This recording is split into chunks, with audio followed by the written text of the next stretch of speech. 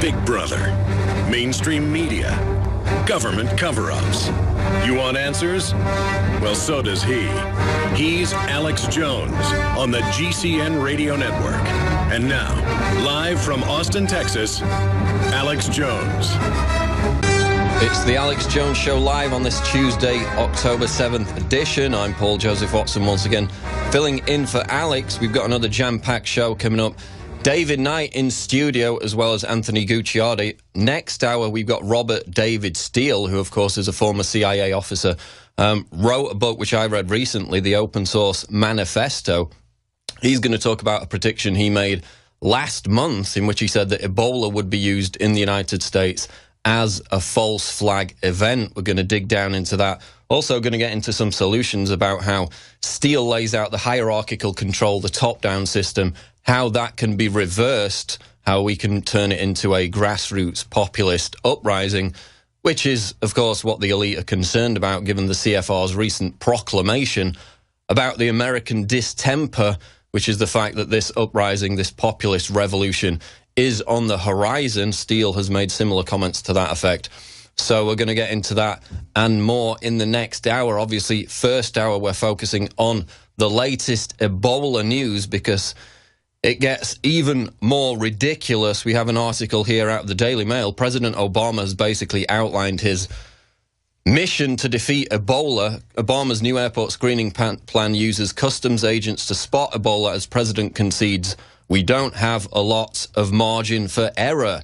So basically, the same people that rifle through your bags at the airport are going to be checking people for Ebola. And if you have confidence in customs agents to do that, then you probably missed the next article, which went up on INFOWARS.com yesterday. We're going to play this clip after the break. CNN reporter returning from Liberia, horrified by lack of airport Ebola screening. So this CNN reporter and several of her colleagues basically traveled through Atlanta airport and were, quote, shocked by the complete lack of screening for Ebola. They outright told the airport officials, the customs officials, that they had just traveled back from West Africa, that they could potentially have been exposed to Ebola. Basically, they weren't even asked any questions. They were allowed to go on their way.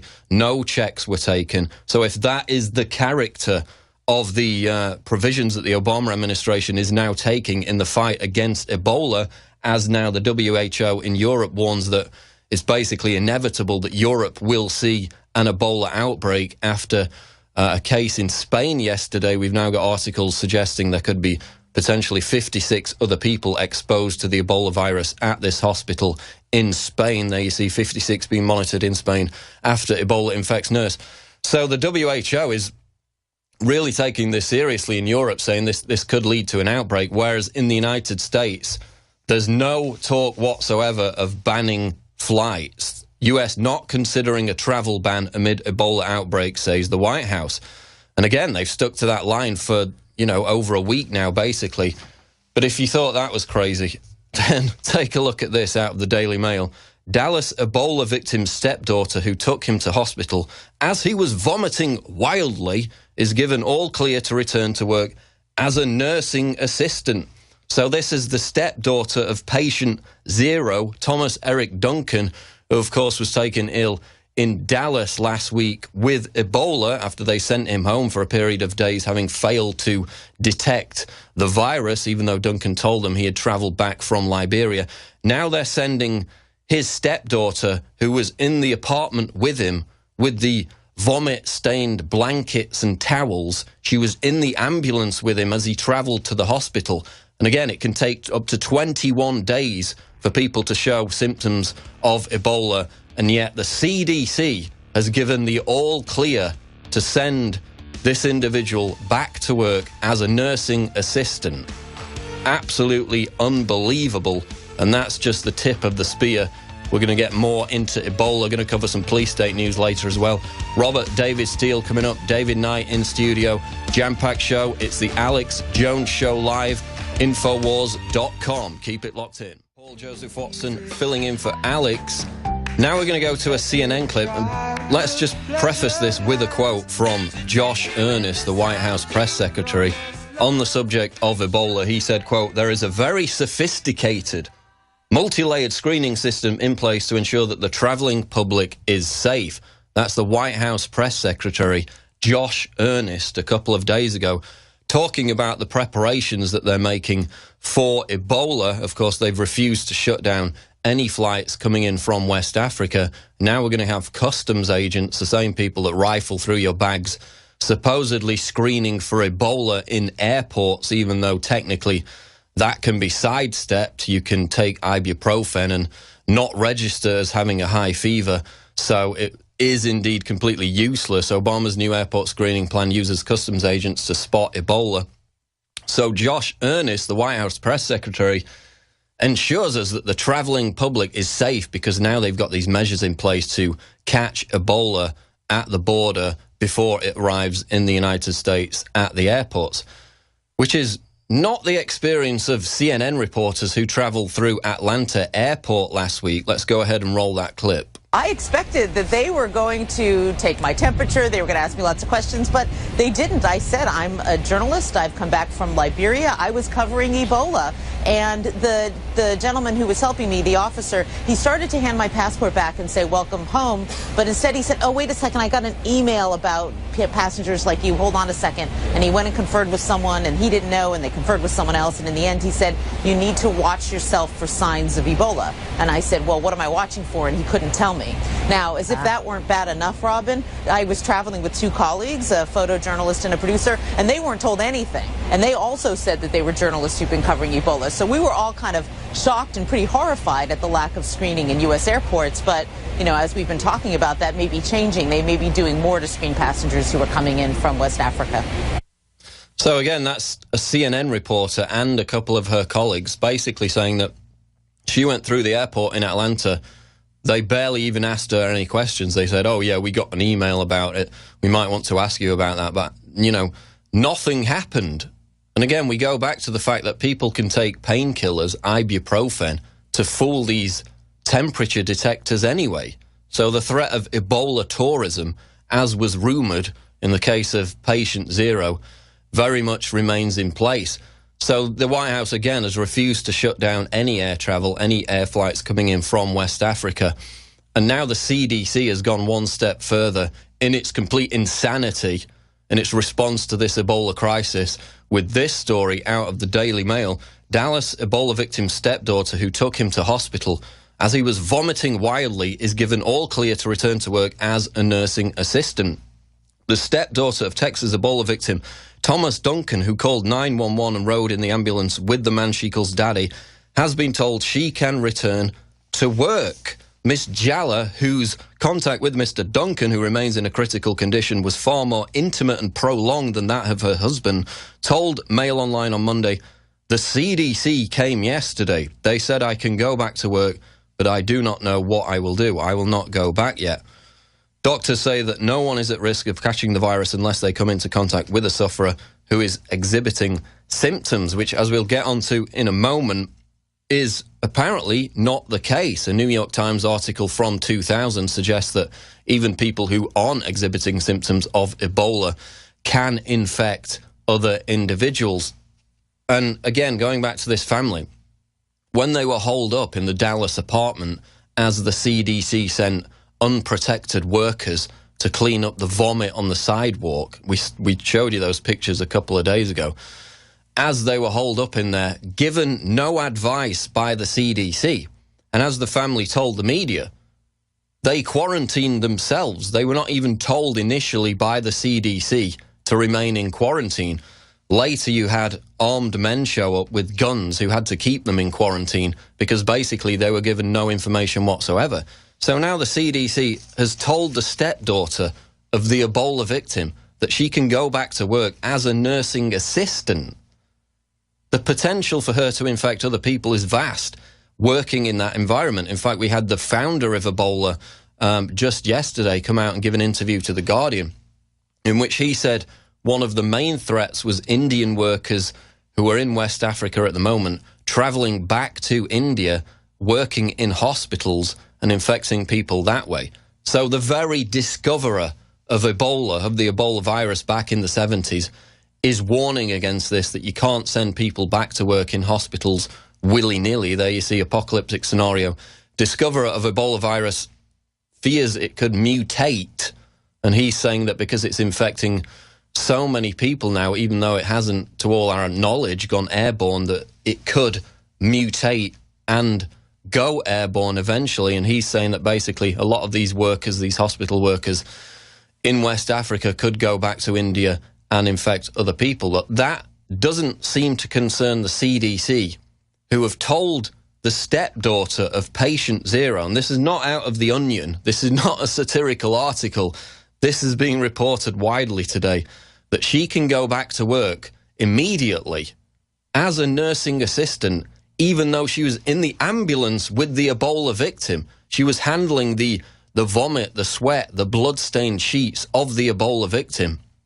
And bearing in mind that these symptoms can take up to 21 days to show, and yet the CDC has said that she can go back to work. She should be in quarantine for at least 3 weeks. They should be running numerous tests on her, because as we will see in a moment, a lot of these tests turn out to be false negatives. They can test for Ebola, and the initial test says that Ebola is not found. Later tests can confirm it.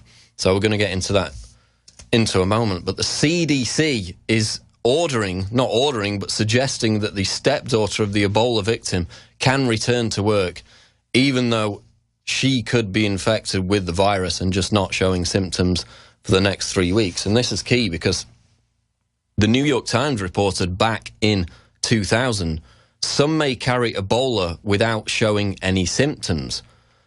This is 14 years ago we knew about this. The Ebola virus, which has caused deaths from high fever and bleeding in African outbreaks, can also infect without producing illness. According to a new finding by African and European scientists, the possibility of asymptomatic infection was only suggested in earlier studies, they said in last week's issue of The Lancet. Now they said they had documented such infections for the first time. They've found that the Ebola virus could persist in the blood of asymptomatic infected individuals for 2 weeks after they were first exposed to an infected individual. So everything we've been told so far by the CDC is that you can't infect anybody else unless you're already showing symptoms. That has been discounted in this study, which was published in The Lancet, a prestigious medical journal, 14 years ago. And yet this nurse is being sent back to work, having had direct contact with patient zero. There you see the article out of the New York Times. And then there's this, out of Newsweek, why it's important to do multiple tests on suspected Ebola victims before releasing them.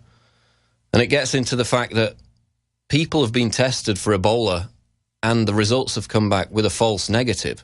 They're tested again subsequently and they're found to have the Ebola virus. So all of these individuals that have been in contact with patient zero there in Dallas, we don't know how many have been tested. We can't really trust the CDC given that they've been so lax on dealing with that family alone. You know, the vomit-stained sidewalks were cleaned up with people without protection. It took almost a week for an actual properly trained, properly equipped hazmat crew to completely clean and disinfect and sterilize that apartment. And then we have false negatives. So people could be being tested for Ebola, it comes back negative, and yet they could still have the virus, and yet they're sending the nurse back to hospital where she could potentially infect hundreds or thousands of other people. The insanity absolutely knows no bounds. And then we've got the border situation again. No interdiction at the border whatsoever, even though, according to this report, government figures indicate that 112 individuals were interdicted illegally crossing into the United States from Guinea, 231 from Liberia, and another 145 from Sierra Leone, the three Ebola hotspots. The period of these apprehensions was one in which we had a larger border patrol presence on the actual border than we do now. So there were more border patrol agents in service back then when these figures were recorded. Now there are less, and this doesn't even include all the people who were not interdicted by Border Patrol agents. So God knows how many more hundreds of individuals from Liberia, from Sierra Leone, are crossing the US border, potentially having been exposed to Ebola.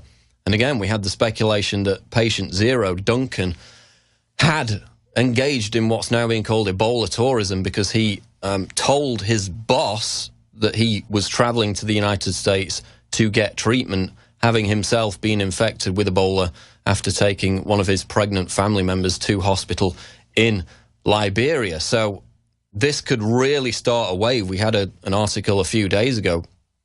There you see boss co-workers of US Ebola patient. He knew he had Ebola. US trip was desperate attempt to survive. So speculation that he boarded the plane simply to get to the US to get treatment because West Africa is, of course, completely overwhelmed. He would have likely died or suffered a really long illness without proper treatment. We're going to get more into that. We're going to play a clip with a Border Patrol agent who is trying to blow the whistle on Liberians crossing the border in their hundreds, potentially infected with the Ebola virus. We're also going to talk to Robert David Steele at the top of the next hour about the open source revolution, about Ebola. David Knight in studio, Anthony Gucciardi also. This is the Alex Jones Show Live, Infowars.com. Stay tuned. We got breaking news here. Connecticut governor declares state of emergency over Ebola as a precaution. So it seems that whereas the White House has dropped the ball on this, it's now being picked up by the states. Connecticut Governor Daniel Malloy has declared a public health emergency for the state as a precaution during the Ebola epidemic that is affecting several countries in Western Africa. He signed an order declaring the emergency on Tuesday, and it gives the commissioner of the State Department of Public Health the authority to quarantine and isolate people whom the commissioner, quote, reasonably believes have been exposed to the Ebola virus. So that's a higher standard of proof than the CDC requires. Of course, we had the CDC measures reported back a couple of months ago where they said anybody with any respiratory illness could be quarantined, or indeed anybody who was a healthy person. They used the words well persons that were coming in into the airports, that they could be quarantined by the CDC. Now the Connecticut governor is taking it one step further. There you see the executive order from Obama.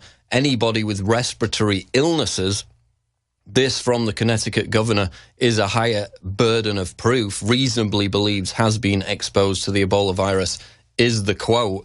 So now they're taking their own steps to try and deal with this Ebola threat, even as the administration and the CDC completely drops the ball. Here's a clip from a local news channel reporting on a Border Patrol agent, National Border Patrol Council Union, blowing the whistle on the threat of Ebola from individuals entering from Liberia and Sierra Leone. Let's go to the clip. Recently, agents caught immigrants from Liberia, one of the West African countries hit the hardest by Ebola. Now the Border Patrol Union is saying if immigrants did bring the virus, it'd be hard to contain. The CDC issued a level 3 warning for U.S. citizens to avoid traveling to West African countries experiencing an outbreak of Ebola. But according to Chris Cabrera with the National Border Patrol Council, immigrants from those countries are already making their way here. Not too long ago, we did catch some people, I believe, from Liberia. During the 2013 fiscal year, statistics show Border Patrol agents apprehended 112 immigrants from Guinea, 231 from Liberia, and 145 immigrants from Sierra Leone, the 3 countries with the most cases of Ebola. Our main concern, like it's always been, is the health and safety of our agents. Cabrera worries that agents are not properly protected in case they come across an immigrant with the Ebola virus. Our agents are trained, however, we're not medical professionals. And if an immigrant with the disease does make it past agents, he worries they could pass the contagious disease to other immigrants while in a stash house like they saw recently during a scabies outbreak. Some of our agents did contract scabies and some of the other things that the illegal aliens had. Luckily, it's not something that's deadly like Ebola. Customs and Border Protection confirms agents are trained to recognize signs of illnesses, including Ebola, and are told to contact the CDC immediately if they find someone they believe to be infected. But the union worries immigrants with the disease may slip by because many times symptoms do not show up for 2 to 21 days. We need to be more proactive in preventing it from coming in as opposed to trying to contain it once it's already here. And Customs and Border Protection tells me they continue to work with the Center for Disease Control and Prevention to develop procedures to identify travelers or immigrants that are bringing over contagious diseases. In Grand Heno, Nadia Galindo, Action 4 News. So that's the situation on the border there. Hundreds of individuals from Liberia, from Sierra Leone, being caught there. And again, just think of all the ones who are not caught. And this was at a time when there were more Border Patrol agents there to interdict them. It's amazing the fact that they can't even recognize people who dress up as ISIS terrorists and carry out staged beheadings, as we had with our own Joe Biggs. Also, James O'Keefe going across the Canadian border in a speedboat. They failed to pick up that, and yet we're expected to trust them that they can detect people with signs of Ebola. We keep hearing this thing about how the authorities have proper training. And yet the hospital in Dallas, where patient 0 arrived, they had gone through the Ebola training before he arrived, yet they sent him home with antibiotics, even though he told them he was from West Africa. And of course, that led to the situation now where his own stepdaughter is being sent to work as a nursing assistant, even though she was exposed to him. Complete dropping of the ball by the CDC, complete incompetence. Or is it more? We're going to get into that with Robert David Steele and at the next hour. Now coming up, David Knight with Police State News. We'll be right back. Live in studio with David Knight. We're going to go to some of your calls later in the show. We've also got Robert David Steele, former CIA officer, coming up. And of course, if you saw the video up on INFOWARS.com yesterday, he gave an interesting prediction last month. He said that an Ebola staged false flag attack was coming. So we're going to drill down. We're going to ask him if what we're seeing now with the Ebola outbreak is what he characterized during his appearance on the Alex Jones Show last month. But there's an interesting article, given that we've reported numerous times the threat that the Ebola virus could mutate and go airborne to at least a limited extent. Experts worry virus may spread more easily than assumed. This is out of the LA Times. Dr. C.J. Peters, who battled a 1989 outbreak of the virus among research monkeys housed in Virginia, and who later led the CDC's most far-reaching study of Ebola's transmissibility in humans, said he would not rule out the possibility that it spreads through the air in tight quarters. Quote, "We just don't have the data to exclude it," said Peters, who continues to research viral diseases at the University of Texas in Galveston. So, David, you wanted to talk about that. Yeah, Paul, we're seeing two different types of responses. We're seeing a medical response and we're seeing a political response. And on the political side, it has been downright reckless. That's why we've run articles saying that they're standing down, that they're doing everything that they can to spread this. It goes way beyond just trying to keep people from panicking and not spreading fear. What they're doing is putting people recklessly at risk the way that they're portraying this. And I think the person that best represents this is the guy who really is at the center of what's happening in Dallas, and that's this Judge Jenkins up there. He also he's a district county judge. He's somebody that first kind of came to light back in the summer. He was trying to get thousands of children, as they were saying at the time. They had all these unaccompanied children, young children with teddy bears coming across the border by themselves, making the thousands of miles journey across the border. So he was going to house them, and he very notably went door to door intimidating people about not protesting this, saying that they weren't going to put up with any protests of people bringing that in. That got him a seat across the table when Obama came to Dallas, even though Rick Perry was seated at the far end of the table. An interesting picture that you can find of that, where you can see the expression on Perry's face. But the bottom line is this guy is a rabid pro-illegal immigration advocate. He's up for election in a couple of weeks, and he's been telling people that there is no risk. And he's been the one who's been issuing the quarantine orders quite a bit late, but then also going into the apartment, making a big show of the fact that he's going in without any protective clothing, going to a press conference afterwards and saying, I'm wearing the same shirt that I went in and hung out with them in the apartment, and then I transported them and their belongings in my personal car for 45 minutes, and I'm wearing the same shirt at this press conference that I wore with them. I'm not afraid of this. There is no risk, is what he said. That's his quote. There is no risk. Well, the reality of it is that the materials in the apartment, just as they quarantined the ambulance because it might be contaminated, just as they tracked down that homeless man and under this judge's orders put him under quarantine. They tracked him down not once, but twice. They brought him in once and they tested him. They didn't find any symptoms. He then subsequently left. They did another manhunt to bring him back and then put him under isolation. So we're seeing a very schizophrenic approach to this. But he goes out and tells people that there is no risk. Well, the reality is that you can come down with it. It's been reported by the New York Times. You can catch it from materials, and it is present for up to hours or sometimes days, depending on the material, depending on the condition, whether it's exposed to sunlight. He was so late in doing anything at the apartment that he may very well have not exposed himself to any risk. But what he is doing is modeling reckless behavior for the people in America that might come into contact with this. You know, the cemeteries in Liberia are filled with the bodies of people who never thought they could get Ebola. And so what he's doing is a big disservice to people. This virologist, Dr. Philip K. Russell, who was part of that experiment, I'm sorry, he was not one of the persons who was part of that experiment. He's with the U.S. Army's Medical Research Development. He says to be dogmatic is, I think, ill-advised because there are too many unknowns here. Now, there was another guy who was part of that experiment that you referred to where the monkeys got out of control, and his name is Charles Bailey. He supervised the response, and he said what he learned from the episode informs his suspicion that the current strain of Ebola that is afflicting humans might be spread through tiny liquid droplets propelled into the air by coughing or sneezing. In other words, by aerosols, which is exactly what they were doing the other day when they were pressure washing without any protective equipment the area where he had thrown up on the sidewalk, not cordoning it off from the public. Then the next day they send in a hazmat team to clean the apartment. That's the kind of inconsistency, the kind of nonsense that we're seeing, the difference between the medical response and the political response.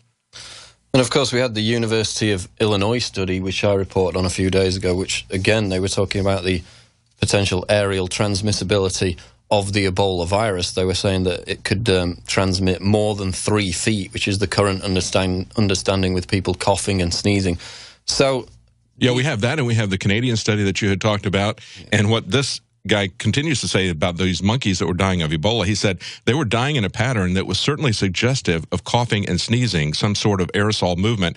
They were dying and spreading it so quickly from cage to cage that we finally came to the conclusion the best action was to euthanize them all. That's the way they stopped it. And of course, I mean, we had the Public Health Agency of Canada. They admitted on their website, as of August, that was the last time it appeared on the website, that Ebola, they strongly suspected, I believe the exact words were, that Ebola had gone airborne in humans, at least to a limited extent. That was subsequently censored in light of the most recent spate of outbreaks in Western Africa, and they completely deleted that information from their website altogether. So, I mean, David, do you think this process of deleting information, which we've seen in a couple of other cases, in fact, the German virologist who went public and said that basically this wouldn't end until the population of Liberia was basically wiped out. He talked about 5 million dead. His quotes were later removed from that article when we highlighted them in an INFOWARS.com article. So, I mean, David, do you think this attempt to remove information is part of a deliberate cover-up, or is it just a botched attempt to prevent hysteria?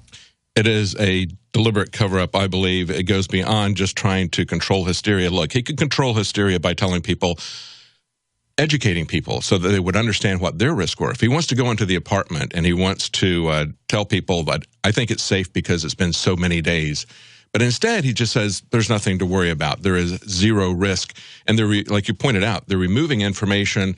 They're also pushing this narrative that we're going to somehow be saved by pharmaceuticals. If you look at the article that's up on USA Today, and I'm trying to find it here in my stack of articles. I've got so much information here, but basically what they were focusing on was the various times that people have been given experimental drugs. What they don't tell you is that Dr. Kent Brantley and the lady that was also working with him, who were both given ZMapp, who both recovered. I don't know about her, but he was definitely given a blood transfusion at the same time that he received that experimental drug.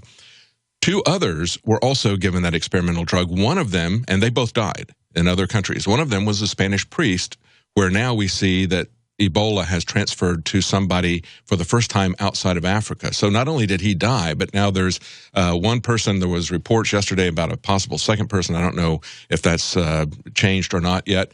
But at least one person has contracted Ebola there, and that was from a patient who was treated with ZMapp and subsequently died. Now, there's another experimental drug that was used on another doctor that was different from that. He subsequently was cured, but he also received a blood transfusion. He was sent a blood transfusion from Dr. Kent Brantley, the fellow who recovered, because he had received that transfusion from a patient that he had treated in Liberia. He sent that to him. So that doctor also received a blood transfusion from someone who had recovered, who had antibodies in their plasma. And at the same time that he got the experimental drug, now he is back in the hospital. They were saying that it is not a recurrence of Ebola. They weren't saying exactly what it was, but today it was interesting. In this USA Today article, they said the FDA has blocked any further trials of that drug because it produces some severe flu-like symptoms. So it may be that it is secondary side effects of that drug, that maybe it did cure him of Ebola, but there are these secondary side effects. And then there's this new drug that they're using on Mr. Duncan in Dallas, the Liberian patient. And that is a drug that they have used in the past to treat viruses. And although it has killed it in vitro in a glass, there is absolutely no evidence that it has been responsive in treating it in people. And I don't know if they've done any animal testing or not. So that's really kind of a wild shot that they're just putting out there. So, I mean, in 2009 with the swine flu, we saw this huge hysteria. There were reports of potentially troops on the streets in reaction to this hysteria which could occur. The difference then is they had the drug, the vaccine lined up, and everybody took it, even though only elderly, sick, and young people were at risk of contracting swine flu. So for the large majority of the population, of the global population, that wasn't a threat. At the time, they played it up like it was doomsday, like it was the end of the world. With the Ebola crisis here, we've seen a slow burn. Do you think, David, that they're really going to ramp up the hysteria once they get a drug in place, whether it's effective or not? I absolutely believe that's what they're waiting for. And as a matter of fact, we covered last week on the Nightly News, there was information that the Gates Foundation and several pharmaceutical companies were coming together to mass produce the ZMapp vaccine, the one that is basically had a 50% success rate so far. And you can't necessarily even say that it's that high because, as I pointed out, at least one of the patients who recovered, one of the 2, had also received a blood transfusion. But they are ramping up to produce that massively. And, of course, that is something that is genetically, there's a lot of genetic modification, transgenetic modification going on with the process of that drug. At the moment, it is a plant-based genetic modification, but they're getting ready to move it to an animal-based genetic modification, which brings up all kinds of issues about rushing to market with something like this and creating a panic or forcing people to take this kind of vaccine. I'd point out that this drug that is being given to Mr. Duncan now in Dallas is also, I believe, genetically modified. The company that created it is called Chimerix. That might be a clue as to what they're focused on. They're called a biopharmaceutical company, so not a really good sign there as to what's really involved there. But it has been effective at the adenovirus. Interesting that back in March, there was a young boy who was suffering from cancer. He had a marrow transfusion and got the adenovirus, and they could not get access to that under compassionate use. They had to create a social media campaign. They got 29,000 signatures on Facebook and basically forced the company and the FDA to allow this young boy to have that. He subsequently recovered, but they knew that it was effective against the adenovirus. It had been tested for quite some time against that. This is a completely new experiment that they don't know about. Now, this story which I read this morning, again, it's not out of the onion. It sounds like it could be. But they're actually sending the the stepdaughter of patient zero, the Ebola victim in Dallas, back to work as a nursing assistant 7 days after they first detected this Ebola case. Of course, we know 21 days is the maximum up until when Ebola symptoms can be detected. They can remain dormant until then.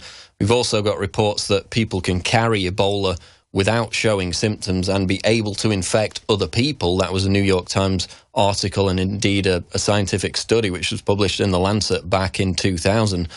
And yet the CDC has told this nursing assistant that she can go back and work in a hospital despite the fact that she was exposed to this Ebola victim. She handled the towels, the bed sheets, the vomit, the blood-stained material that this Ebola victim had been in contact with. She rode with him in the ambulance to the hospital. David Knight, I mean, another example of the CDC.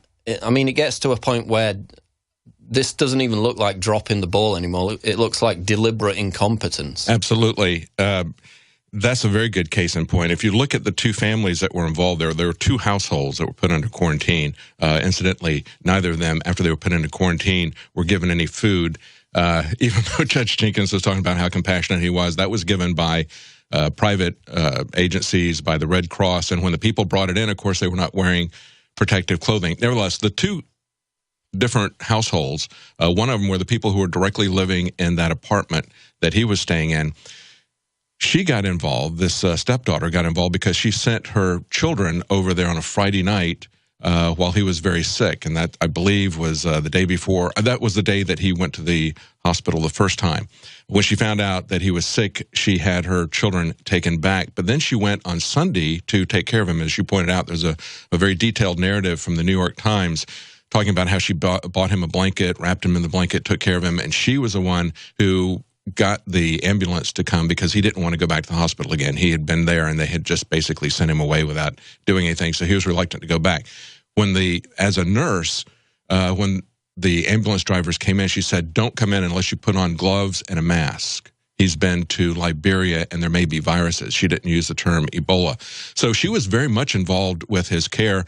They didn't say that she rode in the ambulance with him, but she took the blanket that he had been sick in with her to the hospital and set it there in the emergency room with her where she was. Now, they have not ever taken really the position that she was totally quarantined like her children. They continued to allow these children to go to school for another couple of days, then took them out, then put temperature monitors in the schools where these children had gone. Then they told this lady and her husband that they could go to the stores to get groceries, but the kids had to stay in the house. Then 7 days later, and that is the very minimum time I've seen anywhere. Most of the places say you will not manifest symptoms until 8 to 10 days later, and as long as 21 days later. But the CDC tells her 7 days after exposure, go back and work as a healthcare worker. I mean, that is... Which is the very worst situation to be in. Absolutely. Absolutely. It's just mind-boggling what they have done. And yet they're making a hero out of... We're seeing articles in Time Magazine and the Washington Post talking about how this judge is fighting fear and Ebola in Dallas and how courageous he is and how he's taking the lead in all of this. There was an interesting article I mentioned to you that I saw in Foreign Policy talking about the toxic politics of Ebola, and the subtitle said, "In Guinea, the epidemic isn't just killing people, it's threatening to tear the country apart." In other words, it's not just that people are dying, we could lose our political power here, which is really all they care about. And that's why we're seeing the kinds of responses. It's to bolster the political people as well as to make money for the pharmaceutical companies. Once they get a drug, they're going to come on with a full panic. We've already seen a Connecticut governor sign a bill giving himself authorization to use emergency force whenever he feels like it. We'll be back in the next segment with more Ebola news. We've also got Robert David Steele coming up. He, of course, made a very interesting prediction last month on the Alex Jones Show where he said that there would be an Ebola false flag, so we will question him on that. We've also got Anthony Gucciardi in studio coming up. It's the Alex Jones Show live. It's INFOWARS.com. Stay right there. Still talking about the latest Ebola news with David Knight here in the studio. And just during the break, we were making the point that, you know, Obama has said that they're going to enforce these new measures. These customs protection agents at the airports are going to check people for signs of Ebola. probably a week too late in that case. Obviously, we know from the previous CNN report that they're not even doing that. They're not even asking basic questions. But don't worry, because the TSA is still going to grope your junk. They're still going to confiscate your alcohol, tobacco, and they're going to protect us from the deadly threat of snow globes. That's all safe. That's taken care of. If you've got Ebola, though, you can go right on through, no questions asked. Maybe they'll give you a questionnaire. But this is the insanity of the CDC and the federal government's response. Now we've got an article up on drudgereport.com, which is talking about how the troops are traveling there. American troops in Liberia will come in direct contact with infected. And of course, we've had hundreds of health workers in West Africa die as a result of being infected by Ebola victims, despite the fact that they obviously would be expected to take the utmost precautions. Hundreds of health workers have died. Now, thousands of American troops are going to be sent into harm's way to have direct contact with Ebola patients. David Knight. Paul, you mentioned you asked me in the last question section, is this deliberate or is it just incompetence? When you look at this policy of sending thousands of American troops into that area to have direct contact with people, the military has said they're not equipped to deal with this. That's not their mission, to go do that. So that is not just stupidity and that's incompetence. That is deliberate exposure to people. And so that alone will tell you what's behind all this. But I think it's interesting, you mentioned that the news media is reporting that Obama is going to step up his game in terms of screening at the airport. The way the New York Times headlines it, they say Ebola screening at airports will increase, says Obama. They're not doing it at all. We just had that report you played in the first hour from the lady from CNN, where she comes back and she says, we were in Liberia. We were covering Ebola. And they go, oh, wait, I think I heard something about that. Yeah, watch yourself. Well, what's there to watch for? I don't know. I have no idea. And they don't check the other people that are traveling with her, even though they're also saying that. She was appalled and amazed, just like Chris Matthews was appalled and amazed that Ebola even came here after he had assurances from Obama that it wouldn't happen. So that's the kind of thing that we're being fed by the media as well as by Obama, but it is a deliberate policy of exposure to spread this along. I've also seen, and I think this is tied to the deployment of the troops, I saw an article in Stars and Stripes, and it was an op-ed piece written by someone who was a consultant for the CFR, a fellow, rather, at the CFR, and she was saying that it's great that we have Obamacare because that's going to take care of Ebola, because now anybody that's sick doesn't have any reluctance to go get health care. And it's like, really? The combination of Obamacare and Ebola crossing our borders, whether it's at the airports or whether it's coming through the southern border, the combination of those two can destroy us not only financially, but destroy millions of people. It has that potential. So it isn't that we somehow have a magical elixir Obamacare. We have a finite capacity, both in terms of beds, as we pointed out last week. I think, what was it, 19 beds in the United States that are isolation units, only one in the UK. Even in Western companies, we have finite resources. We can't treat everybody in the world, but Obamacare pretends that we do, and so does the military now. We also got the training in the hospitals. They're saying they're completely unprepared for it. US nurses are protesting about that. We'll get into it after the break. More with David Knight. Robert David Steele coming up next hour. It's INFOWARS.com. Stay tuned. We're back live on the Alex Jones Show, Tuesday, October 7th edition. I'm filling in for Alex today. I'm Paul Joseph Watson with David Knight in studio. Just mentioned this before the break. Reuters reports US nurses say they are unprepared to handle Ebola patients. Nurses, the frontline care providers, one of whom will be the Ebola victim's stepdaughter shortly thanks to the CDC, say they are untrained and unprepared to handle patients arriving in their hospital.